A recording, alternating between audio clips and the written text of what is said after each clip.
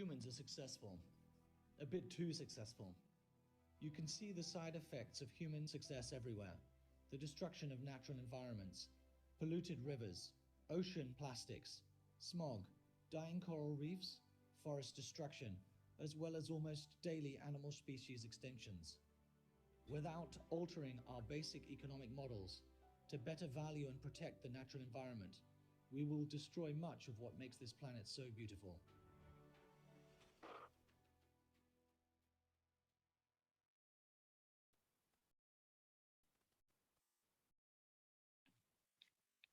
Well, good evening, everyone, and welcome to tonight's event, Earth.org Talks, an online conversation with Merijn Tinga. I'm Olivia Lai, I'm the managing editor at Earth.org. I'll be your host tonight, which is brought to you by the Hive Co-working Spaces, a place where passionate and entrepreneurial people can get together and share ideas while growing their businesses. The Hive has a location in Thailand, Vietnam, Japan, Australia, Singapore, and Taiwan.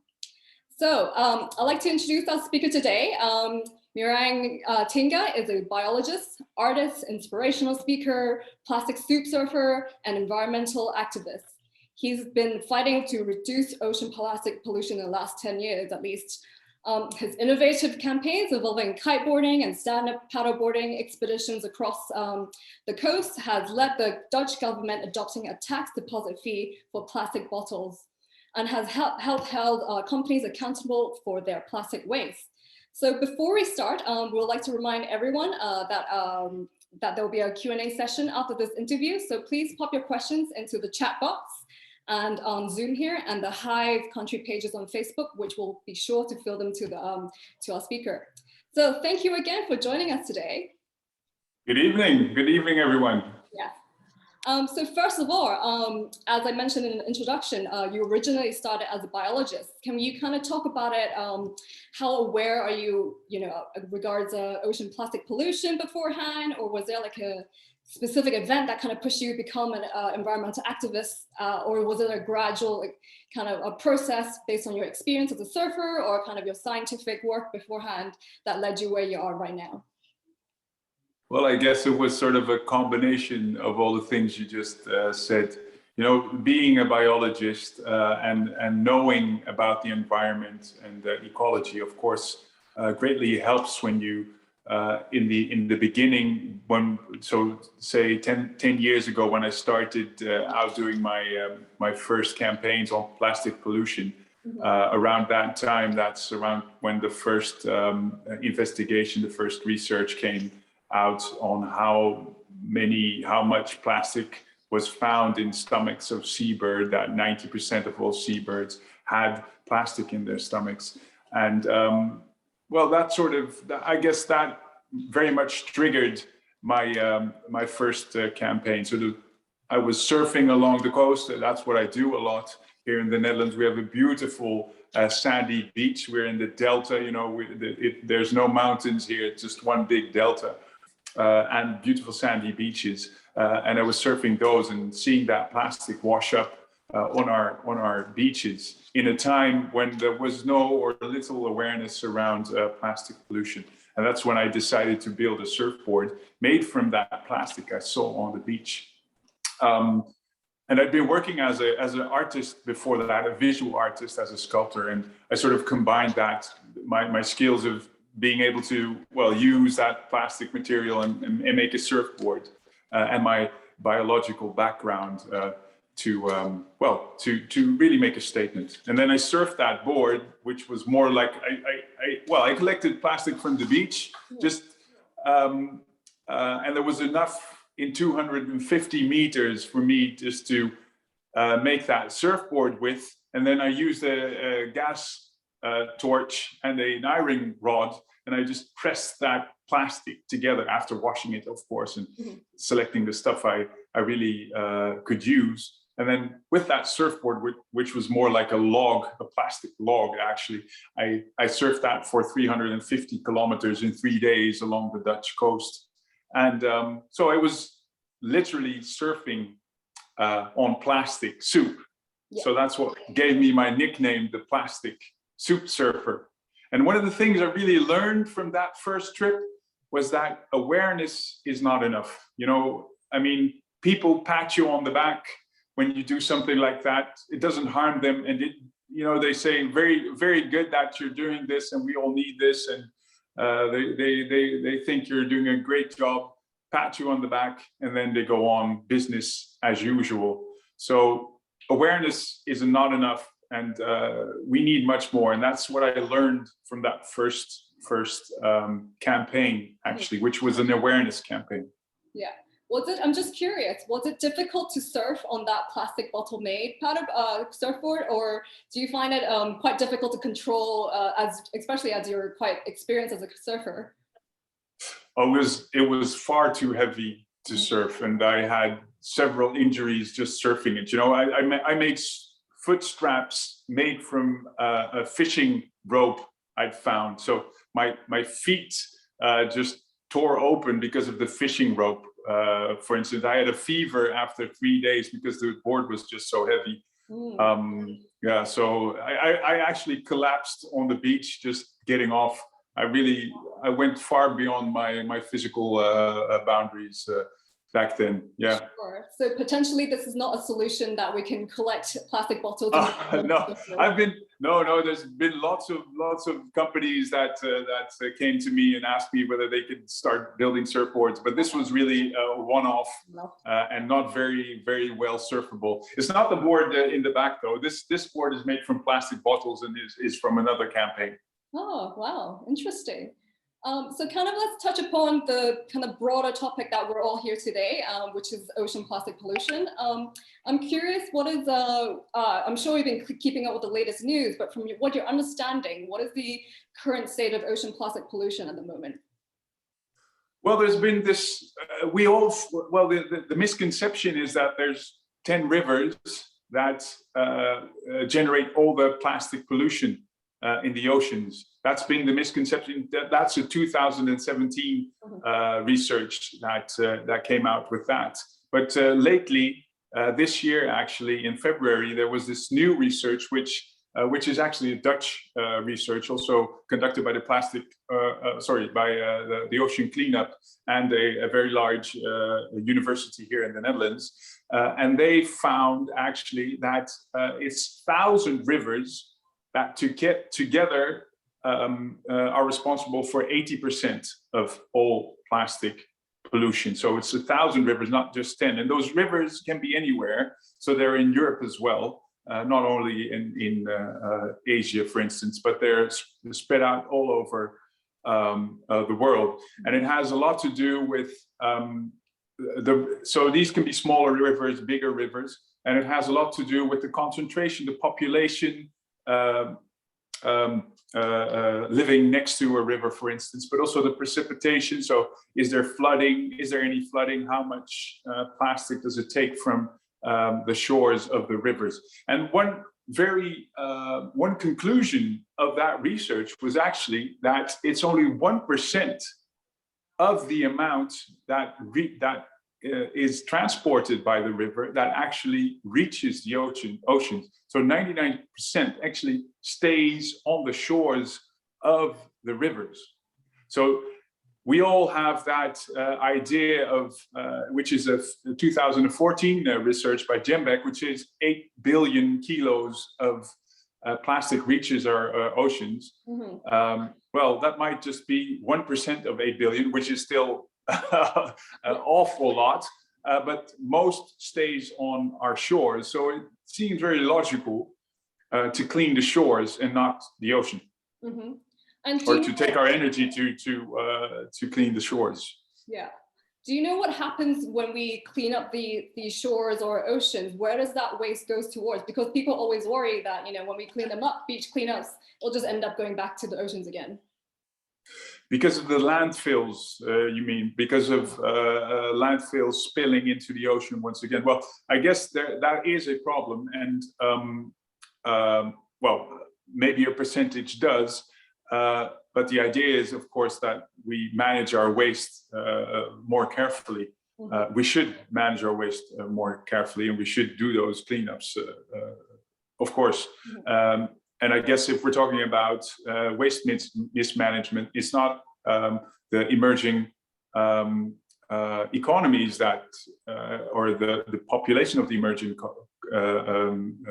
economies that generate the most waste, but it's the USA and the UK that actually export their waste to these emerging economies, where it is dropped in landfills, where it spills. So it's actually the citizens of the USA that generate the most plastic pollution in the world at this moment. Mm-hmm. And obviously, kind of your biology background, you can speak more about why should we care about ocean plastic pollution. Obviously, we all know about the effects on the marine life and ecosystems. Can you talk a bit more on kind of in detail what's actually the worst effects that we can create right now? Well, I guess entanglement, and well, like I said, most seabirds have plastics in their stomachs. I guess the macroplastics at the moment are the biggest danger, as we do not know the effects of microplastics or nanoplastics at the moment. Of course, we know that, well, in our bloodstreams, we are finding macroplastics. We've had this recent research which actually found nanoplastics, the smaller pieces of plastics in the placenta of pregnant women. So nanoplastics logically will be in the babies as well. What the effects are, we are not sure of as yet, but that, of course, there is concern for human life there. But I would say ghost nets, derelict fishing gear for marine life is, well, very directly very concerning and very dangerous, I would say. But the thing of course, if you compare plastics to other more abstract environmental issues, the thing is plastics are very, very tangible and visible, and that's why there's this huge surge of awareness around plastic, and we should use that. We should use that as a handle to combat our throwaway culture, our throwaway economies, our single-use throwaway ways of living. Mm-hmm. And considering in light of the COVID-19 pandemic, obviously we've seen a surge in single-use masks and PPE being kind of entering our oceans again. Where can we kind of start looking into creating some new measures or kind of protections against this increase of surge in single-use plastics? Well, that's a good question. I guess the PE, the mask, I mean, of course that is a problem, but as this is something we use as protection against the virus. And what we see in research here in the Netherlands is that these PE masks most of the time are not deliberately thrown away or littered, but mostly lost. Very different from, say, Mars wrappers or wrappers from chocolate bars or bottles. You know, it's a different type of behavior. And regarding COVID, I think, this pandemic has shown us that transition is possible. It has shown us that very quick change is possible. So I would say that effect might be a lot stronger, the fact that we can change, than the harm these PE masks might cause. Mm-hmm. So I want to kind of shift towards kind of focus on your campaigning and activism, which is proven to be quite effective in the past when you successfully managed your petition in placing a tax on small plastic bottles. Can you talk a little bit more about that specific petition, and why did you focus on specifically this policy in adding a tax deposit? Like I said, awareness is not enough.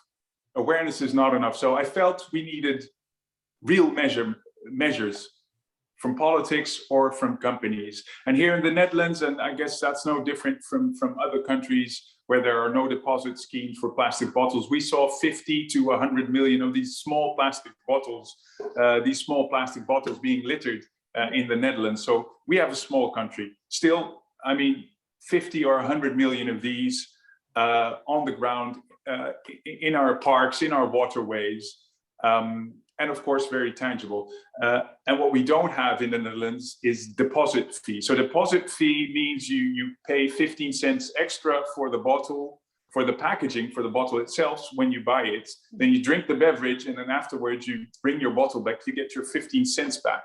But this is enough for people to bring back their bottles and not litter them. And if they are littered, there's always somebody else that picks it up and brings it back to the supermarket. So you see a huge decline in countries that have that those bottle deposits on small plastic bottles. Here in Western Europe, most countries have that, but we didn't have that in the Netherlands. Mm-hmm. So what I did was I built a surfboard from 60 of these small plastic bottles, this particular board actually, and I surfed that from across the North Sea. So that's 200 kilometers from the Netherlands across to England, about 200 kilometers. And I used that as the kickoff to a petition for deposits on small plastic bottles.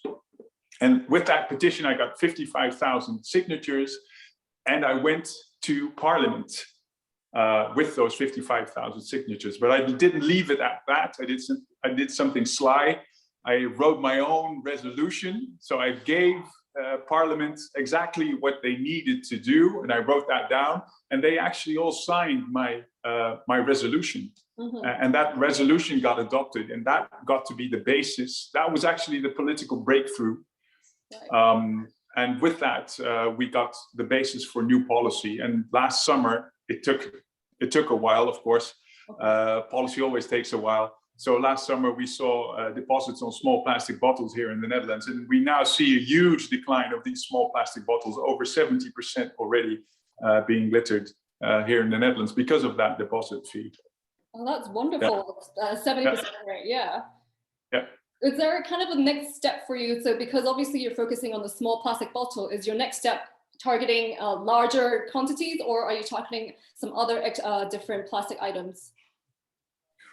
Well, we've done a lot since, I had that political resolution. I thought, well, politics is not enough. I got to go to all these companies because the companies are lobbying against bottle deposits. So I got to visit them. So we developed this judicial instrument with a bailiff, and I paddled down the entire River Rhine from the source to the sea, and then figuratively I went back from the sea to the source of the plastic, those companies like Coca-Cola, to the biggest supermarkets here in the Netherlands. And I went with a bailiff and I delivered them our formal notice. And well, that really helped to talk to all these CEOs of these big companies. And that, pushed that deposit policy once again. So you always need political pressure, companies, and then of course citizens or consumers. You need all three pillars if you want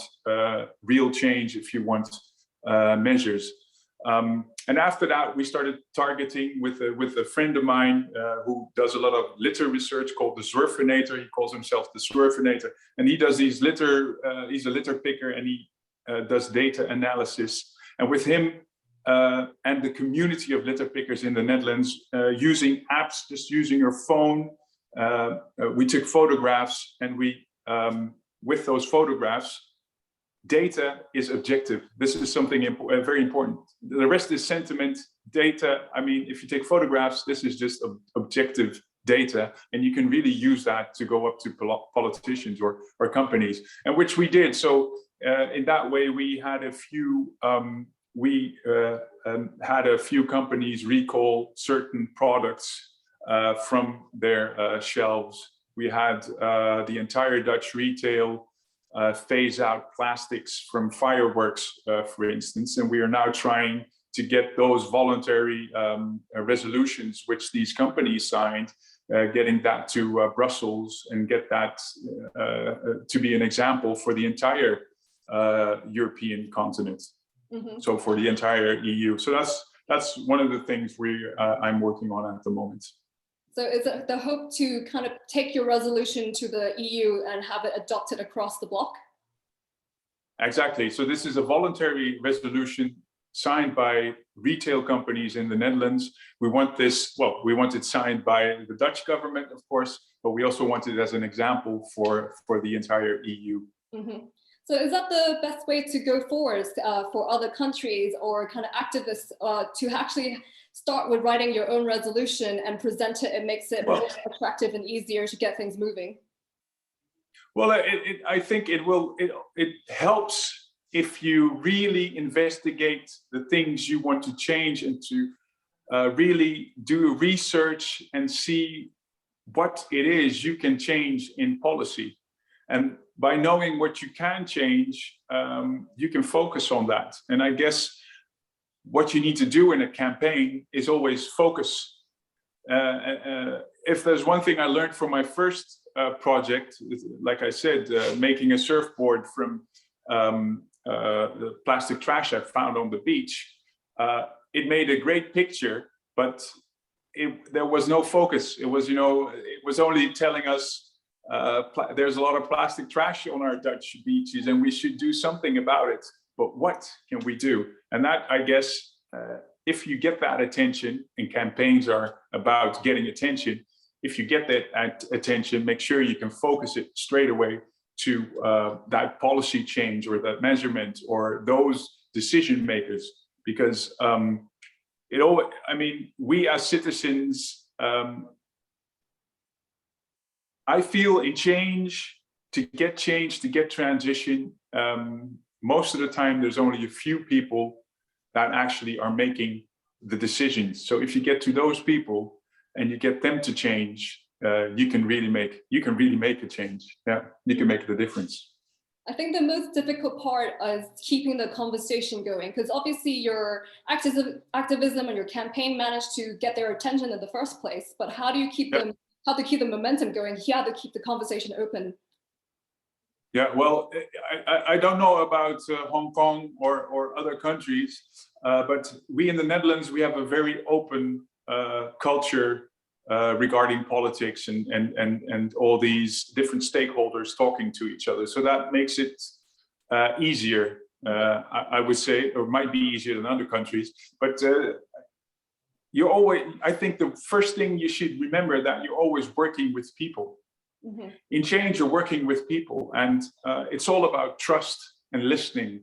So making sure that if you get the attention, you get the trust from these people, that you have a nuanced, that you have a vision that is not very black and white, but you're able to listen and also see the grayscales. If you do that and you find your common value, because that's what it's all about. I mean, Coca-Cola doesn't necessarily want their plastic bottles found on the beach. Mm-hmm. They're stuck in a system in which these plastic bottles are found on the beach, but it doesn't necessarily mean that they want this. They are looking for solutions as well. And that is your common value. And from there on, you can progress and find trust between, well, the two partners. You don't have to agree, of course, but it is where it starts. And then from there on, you can find solutions which might work for both of you. Mm-hmm. And a big part of your activism is about holding companies accountable and plastic producers accountable. So aside from the data analysis that you mentioned earlier, what other ways, especially from just a consumer's point of view, how do we keep them accountable aside from just from a research point of view? Well, I think you just mentioned the most important things. I mean, data is one of the most important. You have to show them the data. That's the most important thing. That's what you can do to really shock them. Show them the difference. Because yeah, well, I guess, I mean, the visibility of plastics is one of the ways to really, that is the reason why all these companies are now changing or trying to change their ways. But I think the most important thing is that we should move away from this industry frame in the way we are using plastics right now. So industry has always framed the plastic pollution problem as something we can solve through recycling, something that consumers are responsible for in the first place because they are given this packaging, and that it is something that we can solve by cleaning up. So those three things, that is the industry frame, and that's why we are now in this predicament. That's why we now have this plastic pollution. That's not why we now have billions and billions of kilos of plastic in our oceans. Mm-hmm. So we should have an opposite frame for this. What is our opposite way? How do we counteract this? I think this is the most important thing we as activists can do. Mm-hmm. But do you worry, or quite often companies may see the data that you presented, but they will respond in very greenwashing, for example, is a huge issue that companies do. And how do you combat that problem when they're probably skewing kind of the data that they're presented and presenting a different side of things, you know? Well, this is a very broad question. It depends on, of course, on whatever subject you are tackling. So once again, I think the first step is to make sure you're not in their frame. So step away from their frame. Make sure that they feel responsible for that material. Plastic is a material that is used for short term, for single use, yet it needs attention and responsibility from its consumer. And you cannot only give that consumer responsibility to that consumer. So make sure they are responsible as well. Make sure that you're not talking about cleaning up, but you're talking about making sure that there's reduction, for instance. Make sure that they simplify the amounts of plastic they use, so that if it is recycled, or potentially that it can be recycled, and not only potentially recycling. They're talking that they're not only talking about potential recycling, but about real recycling. So those things I feel are very important. Make sure that you have your opposite view and do not go along with their frame. And especially when it goes to when it's about cleaning up. Cleaning up is part of the industry frame. Having consumers clean up is part of the industry frame. By doing that, we're actually strengthening that industry frame. So what do we need to do? We need to stop cleaning up. We need to start monitoring. So every time we clean up, we need to collect that data and use that data to confront those companies, because otherwise we're actually just helping these companies. Absolutely. I'm quite curious. Mostly you talk about reducing plastic pollution when you kind of are working with governments and companies. Is there any interest in kind of tackling different ways of solutions, say expanding recycling efforts, or in terms of looking towards pushing for more alternatives such as like bioplastics with these stakeholders? Or is it right, the main focus should be reducing our use in plastic at the moment? Well, I mean, plastic is a fantastic material. I mean, we can't go around that. I mean, but plastic also facilitates, it also catalyzes this throwaway culture, our throwaway culture. So everywhere where plastic has risk of littering or pollution, that's where we should look for solutions. And I have an example, for instance, Mars wrappers. Yeah. This is one of the campaigns we're actually running at the moment, which touches exactly on what you're asking. We had 25,000 photographs of Mars wrappers, and we went up to Mars because they have a biodegradable wrapper. They actually introduced a biodegradable wrapper, and we feel that biodegradable plastics has a place in our in consumerism, for instance, this impulse buying of chocolate bars.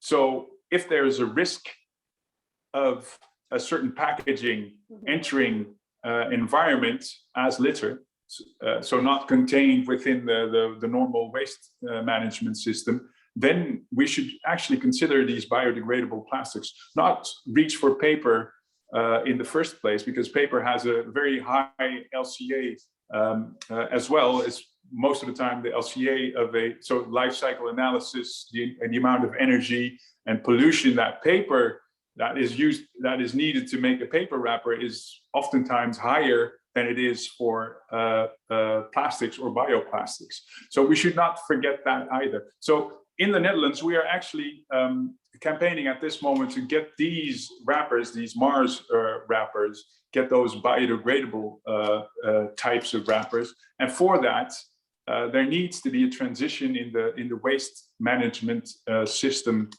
as well, because at the moment, they're not, those that do not enter the environment or are not littered, so those that are actually managed in the normal waste, thrown in the bin, can't be recycled at the moment, if it is biodegradable plastic. So we need a transition on both sides. So it's being really held back by this innovation on biodegradable plastic, which is pretty far, which is still excelling, is actually held back by the lobby of the great waste companies. So the waste sorting and recycling companies do not want that biodegradable plastic in their installations, because at the moment they cannot deal with that.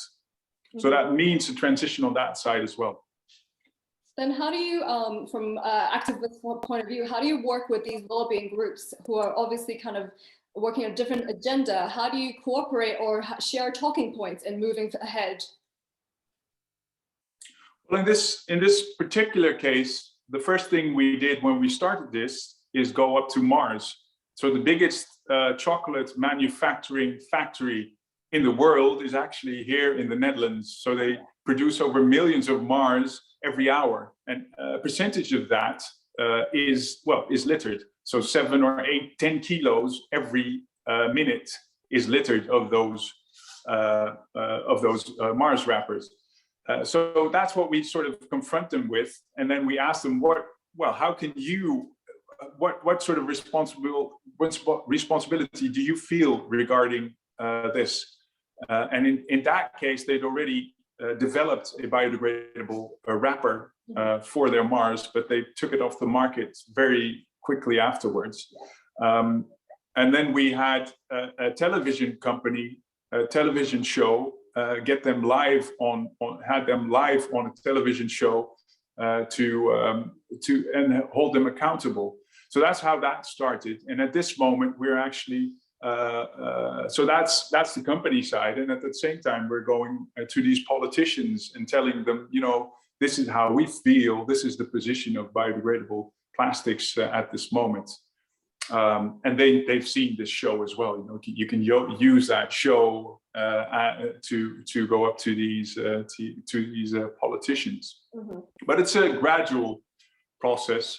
And once again, the most important thing is that they can always trust you on being reliable and on having, not just shouting anything, but being reliable in your information and in your vision. Aside from this Mars campaign, are you currently working on any major project as well, or have you found any unexpected surprises along the way that you decided to change course? We have actually. Well, we had COVID here. Well, you had COVID as well, so we had all these restrictions. So that made me, for instance, dive into waste separation in schools in the Netherlands, for instance. So that's what I'm working on in the Netherlands. We do not have waste separation at schools, where I feel this is the basis. How can you not have waste separation in schools and talk about circular economy if you do not even have waste separation in your classroom? If you not get these kids to learn about how they treat their waste in the classroom. So that's one of the things I'm working on. Like I said, I'm trying to get these voluntary resolutions from these companies to the EU. We're working on single-use cups at the moment as well, designing a campaign around single-use cups at the moment. So those are the things I'm working on at the moment. And trying to get that community, I guess, getting all those people together and get that focus, have them get that Plastic Avengers app, or use Literati, which is a worldwide known app. But get those apps and get those photographs taken, because once again, that's the way you can really create force. You can really create that fist. Absolutely. So we're obviously speaking to you from Hong Kong, and Asia's plastic pollution is quite high in terms of globally. What would you say is the best first step for us to move forward and tackling this issue? Is it working with governments, or should we target with companies, the big plastic producers, or is it everything at the same time? Well, focus is always good. So I would say make sure that big polluting companies, exporting of companies from the UK and the USA is stopped. I mean, that seems so logical that a country should deal with their own plastic waste, right?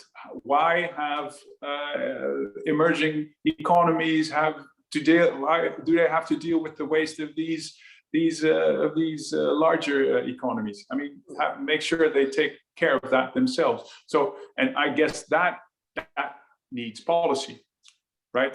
Mm-hmm. That needs policy. That might need a mind shift within population or within citizens. So you could, I mean, in this case, you could start a petition and say, you know, we don't want this anymore, and then make sure that you've already written your own law, or you see where the resolution goes in, or you speed up any regulation that is already there, mm-hmm. And work with the politicians to make that possible. That would be my first suggestion. And then, of course, there's waste management in general. And then we have the big companies like the Unilevers of this world, the headquarters of Unilever. What was here in Rotterdam, mm-hmm. It's going to London, but Unilever is here. So if we change the mindset of these people in these headquarters, we will change everything in the world and the way they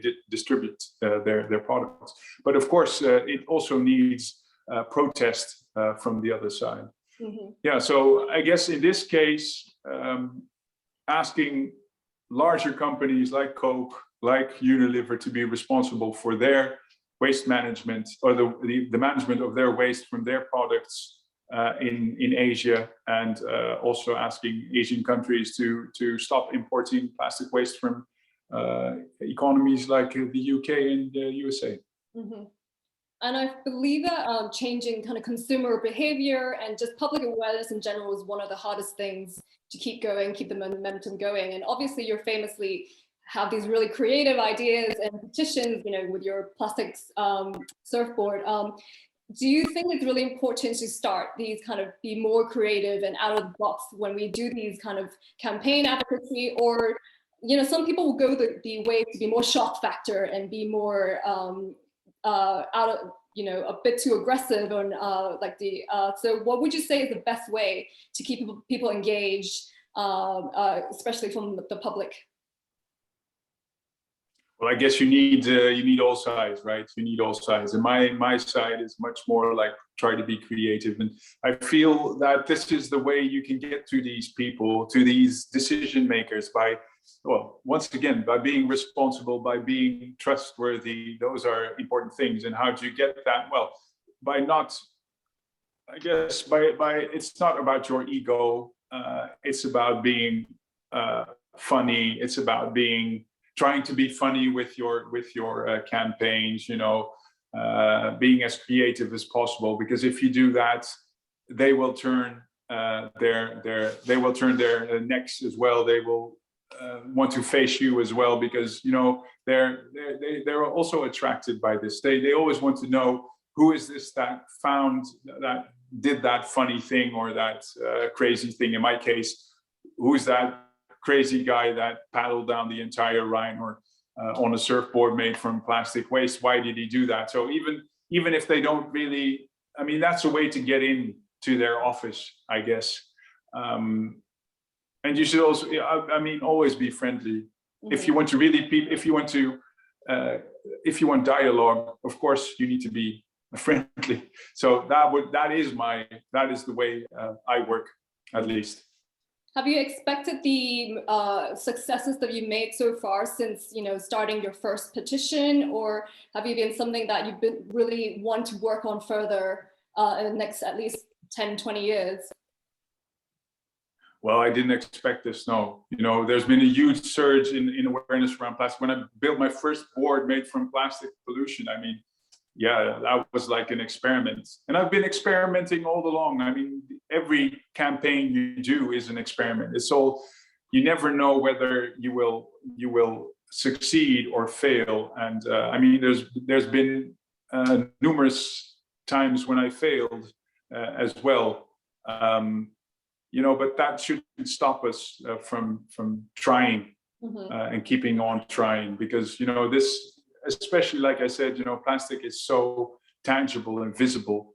This is really a handle to a whole new way of handling plastics, dealing with the throwaway society. And behind that throwaway society is much more than only plastic. It's also about climate change, about CO2. So that's what keeps me going, and that's my drive.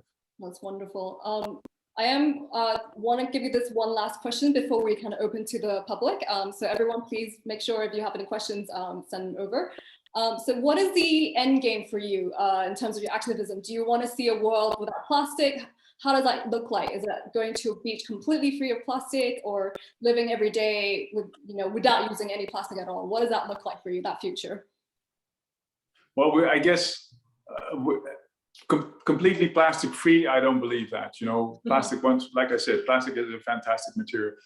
Well, we just had the COP26 in Glasgow, of course. And, everybody knows something needs to be done. So I think we all need to reduce our footprint on our impact and our footprint. And one of the ways to do that is by just reducing our use of resources. And plastic, of course, has an important role in that. The way we deal with plastics, our throwaway culture, has an important role there. So my end game, I guess, is something where we have much more responsibility around the resources we use, and we plan much more, and we are much wiser in the way we use products in general.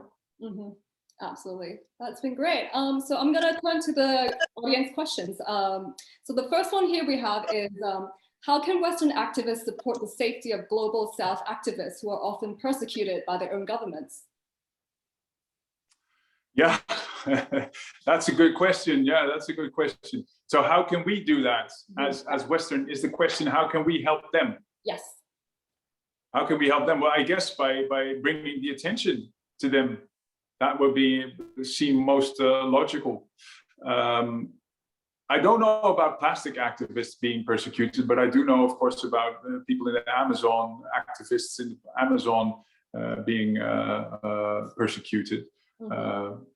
Yeah, so yeah, I don't really have an answer to that question. I guess it's all about making sure that they reach out, I guess, to these activists that are being persecuted should make sure that they reach out to the Western activists and make sure they help them. Absolutely. Just sharing that platform makes all the difference in sometimes.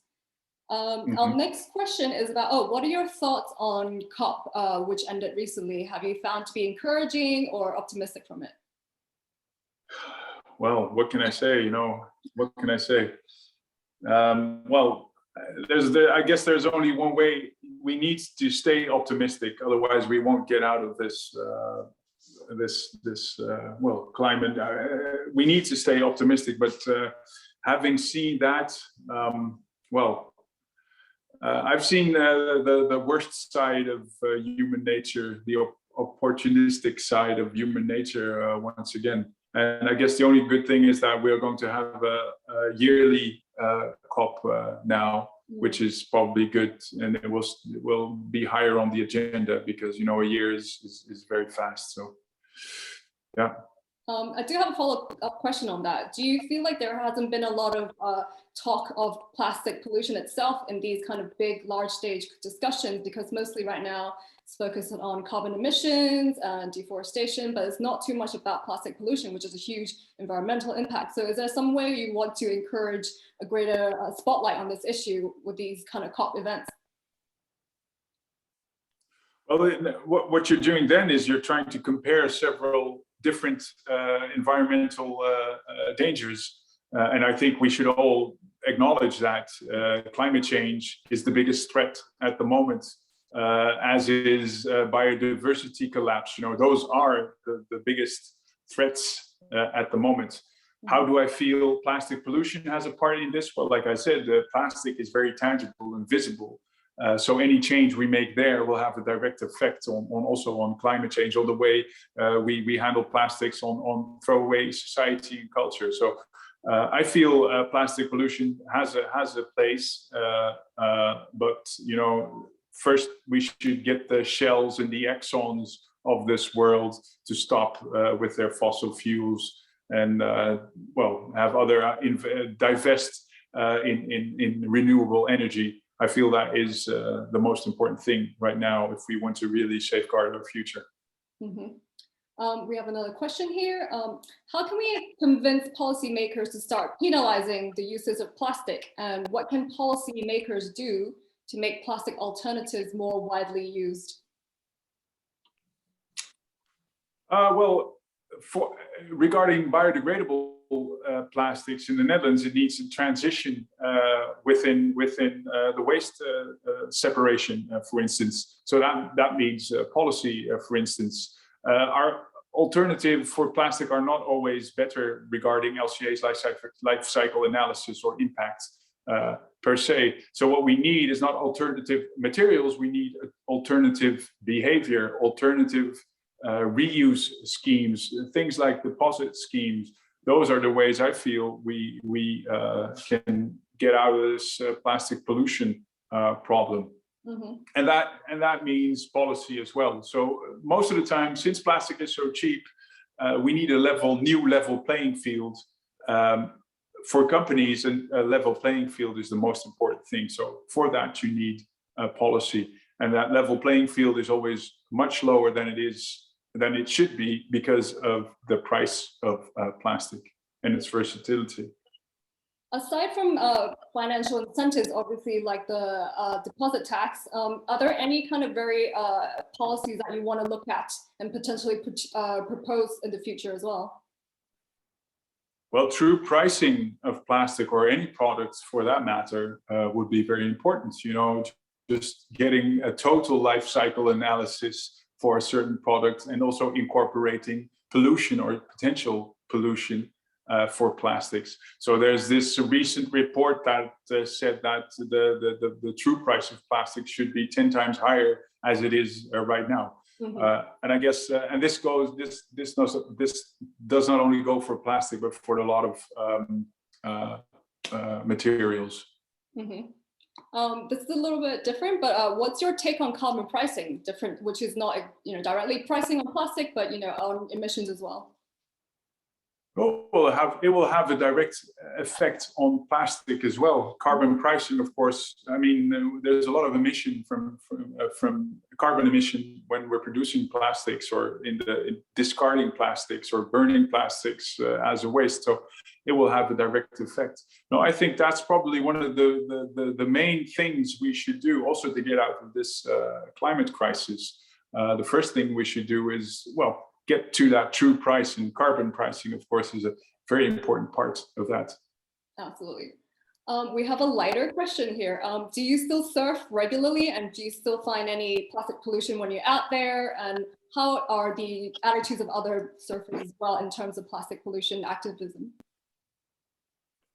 Well, I still surf. So I'm actually preparing for a new campaign, a new expedition, wing surfing, which is a little different. So I still do that, yeah. And well, I know in the beginning I really felt, you know, surfers, they use the sea as their playground, so they should be the ambassadors to this new sea. My awareness, my passion, actually. But I think that was a bit too far-fetched. I mean, surfers are just like the normal people, and of course they feel they're more and more in nature, and they have a certain appeal, but not as much as I hoped they would have. No. So surfers are important, but they're not the ambassadors I hoped they would be straight away. But this awareness, of course, this plastic pollution awareness is rolled all over the world. So there's big changes right now. I mean, we have the Single-Use Plastics Directive here in Europe, which is banning all of these different products. They're saying, well, it will take a little time, but 25 and 2029, we will have deposits in the entire of Europe. So things are changing. Mm-hmm. Do you feel like it's a good pace, or do you hope to actually accelerate the timeline a little bit? How do you feel the efforts are going? Well, I mean, I'm an activist, so for me, it can't go fast enough. But then, on the other hand, people need the time to adjust to the changes as well. And if you go too fast, you get too much protest from the other side. You know, we have straws right now. Straws in the Netherlands or in Europe are not plastic anymore, but they're paper, which makes it hard to suck up milkshakes, for instance. You know, so you have all this protest going on because of that. You know, protest. I mean, don't need protests in the middle of the street, but you have people that need to sort of adjust to this idea that things are going to change. So. Mm-hmm. And what is the right pace? I can't say. You know, regarding climate change, it can't be fast enough. Regarding change around plastics, well, I guess there is a certain speed, and of course it can go faster, but we need people to adjust as well. Absolutely. As a lot of activists actually collaborate with other organizations and other activists, we have a question about how do you feel about Team C's? Have you ever worked with them or closely work with them? Team C's? Yeah. Sorry, I don't know them, sorry. But have you collaborated with other organizations and kind of large projects? Can you talk a little bit about that? Yeah, so here in the Netherlands, we're working with a lot of organizations. So the Plastic Soup Foundation, Greenpeace, well known, of course, mm-hmm. And also the World Wildlife Fund. Mm-hmm. Those are organizations we work with. Of course, they're a lot larger, really big international organizations. But we have, say, 2 monthly meetings with them and discuss our vision and our goals, and also the way we should address the politicians. For instance, we have, I mean, if there's a new meeting on plastics in Parliament, we make sure that we team up and we write our statement together, because that way you get more force than if you all have your separate statements.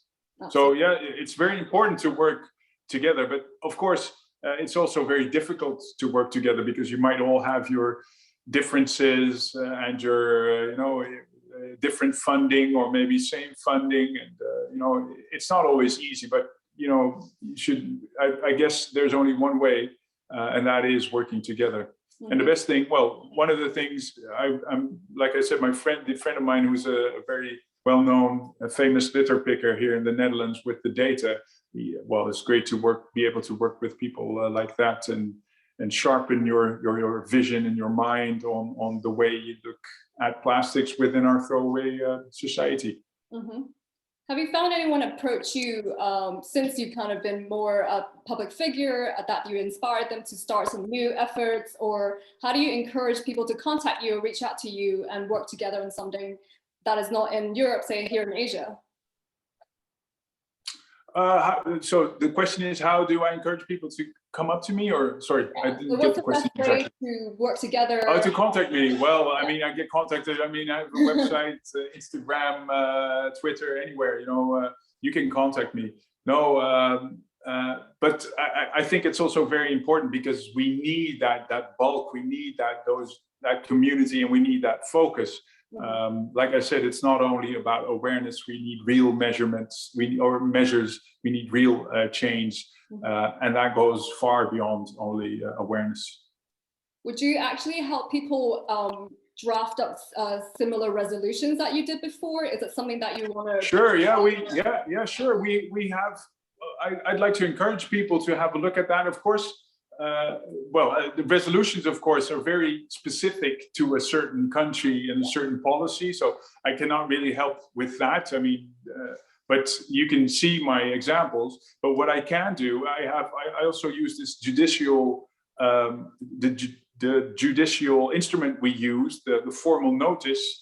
We were the first to use that with a bailiff here in the Netherlands, but I think this is something that could be used anywhere. We're the first ones to use that for an environmental purpose. So we used something from patent law. So if you have a patent and you think somebody else is using your invention, you can send them a bailiff and a formal notice and tell them, I think what you're doing, you should know that you should be aware that, you're using my invention and it's my patent. And we use that similar principle for our environmental issue for plastics. And we went up to the Coca-Colas and the big supermarkets here in the Netherlands, showing them, from now on, you are formally aware that plastic is an environmental problem and you are responsible. Just like the tobacco companies always said they didn't know about their products causing cancer, right? Yeah.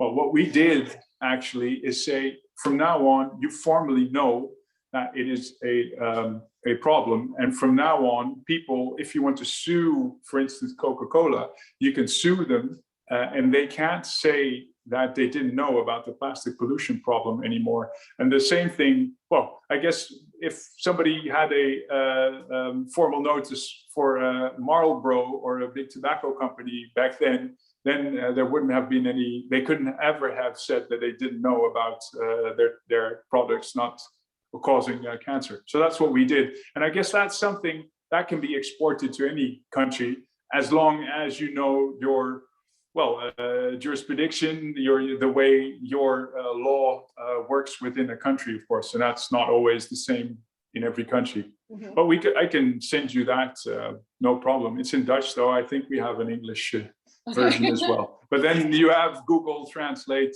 which can translate that. That's really interesting that we should target from the legislation side, the jurisdiction side of things. So really interesting take on it. Sure, yeah. But of course that is the most work as well. I mean, it's very easy to just go out to the street and say I'm against plastics, but what is it you want? How do you want that changed? How does that fit within the legal system, within policy? That's why I'm saying, make sure you write that resolution, because that's when you really get into the machinery. And that's the same way with legislation, of course. You need to get into that machinery if you really want to change something, because it's the machinery you are with. That's what you want to change, the machinery. Absolutely. We have another question here, which is, what is the biggest obstacle in tackling plastic pollution right now? Is it our kind of plastic usage, or is it the plastic producers themselves? Well, I think it's a combination, right? But the first thing I'd say, it's the plastic producers, the companies that are facilitating this way of life, our modern way of life, and not only facilitating, also catalyzing it through their marketing.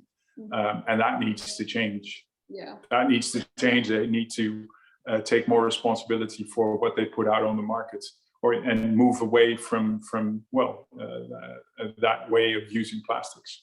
Absolutely. So this is the question that we actually ask most of our speakers on EO Talks. So I would love to see your take on it. Maybe you kind of briefly touched upon earlier, which is, everyone thinks that COVID-19, the pandemic, has been a great reset in how changing our attitude and how we treat the environment, and rethink how we live our lives moving forward. But is that something you believe and adhere to as well, or do you think it's completely just a brief reset? Or go back to what we were doing beforehand? Well, we will go back to what we're doing beforehand. That's what you already see. To be realistic, that's what we're seeing, right? But it won't take away our experience that that change is possible. So as long as we do not, well, going back to that level playing field once again, if we do not raise that level playing field in the same manner, everything will fall back to its original place.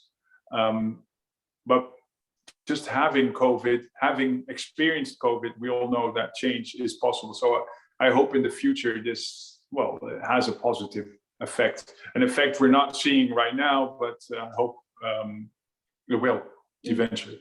Absolutely. As we're kind of approaching the 1 hour mark, kind of want to slow down our conversation and kind of look towards the future.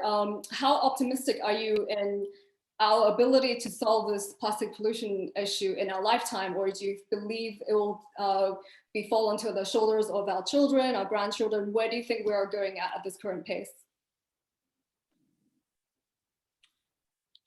Well, at the current pace, it will fall on our grandchildren. But once again, change can go very quickly if there's the right legislation. Like I said, we had bottle deposits on these small plastic bottles, and we now see within 3 months we see a reducing litter with more than 70%. So things can change pretty rapidly, and I guess once again, COVID is an example of that as well in the measurements we took over there. So it all has to do with political leadership and courage. I guess courage from our decision makers to make bold steps. I guess that's the most important thing, and it needs us as activists to make sure that they have the right ideas. And we have to plant them with the right ideas, so they make popular decisions, or in their ideas make popular decisions. So that's up to us. Okay. For my final question, what is the one advice you want to give to an aspiring environmental activist? What do you want to say to keep them be more optimistic, keep the fight going, and not to give up? Well, make sure you have fun. So don't burn out. Make sure you keep on having fun, because that is one of the most important things for not only for your community, but also for the people you are approaching. Make sure they see that you are having fun, that it's a game. And the second thing is don't give up. Don't give up. You will fail very many times, but it's all part of it. And that's you might fail, but at least you failed trying, and I guess that's the most important thing. Wonderful. And with that brings an end to the evening. Thank you so much for everyone who joined us today, and a special big thank you to Merijn for joining us and a guest today. So maybe just give a shout out to where people can follow you on social media and kind of your next campaigns and changes the next you have going on. Yeah, follow me on Instagram, Plastic Soup Surfer, and have a look at our videos and documentaries on YouTube. Plastic Soup Surfer. Excellent. And of course, do follow Earth.org on Instagram, Twitter, and our website for all the latest updates and about the environment and climate solutions from around the world. Again, great speaking to you, and it's been a pleasure, absolute pleasure to have you on here. And thank you for everyone for joining us. Thank you, and stay safe. Thank you. Bye.